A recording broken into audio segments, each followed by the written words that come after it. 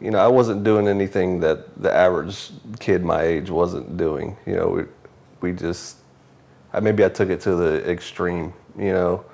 But you don't even realize that at the time. You know, I've always been like competitive. So if I'm doing something, I'm gonna be the best one doing it. And I think that's how I looked at it for a while in my high school career.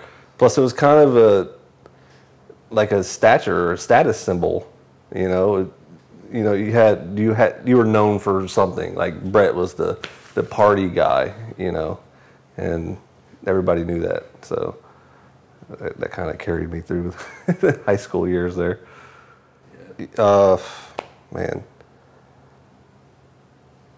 you know, when you first start out doing opiates, you don't really know what the future lies. You know what lies ahead for you, and it's fun in the meantime. I mean, you got this drug that tricks your brain into thinking it's the best day ever.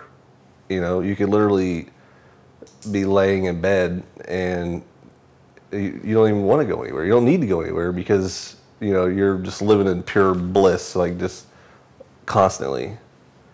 And then you wake up and you're sick. And at first you don't even really realize what's happening. And then it gets a little worse, and it gets a little worse. And then you realize, like, oh crap, man, this is withdrawals that everybody's been talking about. You know, that's what's happening to you right now. And so then you have a realization of like how awful that life is. So then it just becomes a daily cycle of not feeling that. It was awful, but then you just, I don't know, there's no motivation, there's no will to do anything. There's no concept of future, tomorrow. Like, what's my life going to look like down the line? You don't fathom that, because the farthest you could think ahead is, how am I going to get my next money? How am I going to afford my next fix? You know, my next high. You know, at some point it's not even.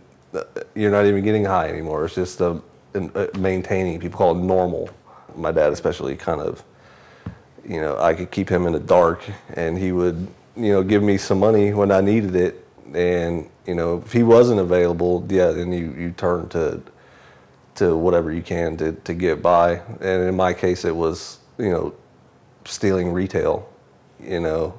And I got good at it. You know, there was one point that the cops, when I finally got in trouble, they were like, you know, they asked me, am I like a leader of a theft ring? And I was like, it blew me away. Like, I don't know. I was like, no, definitely not.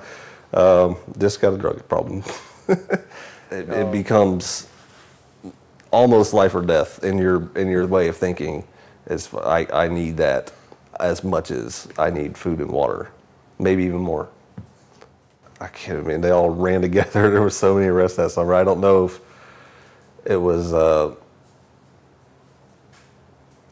pretty sure it was a sports authority stealing shoes in June of that year.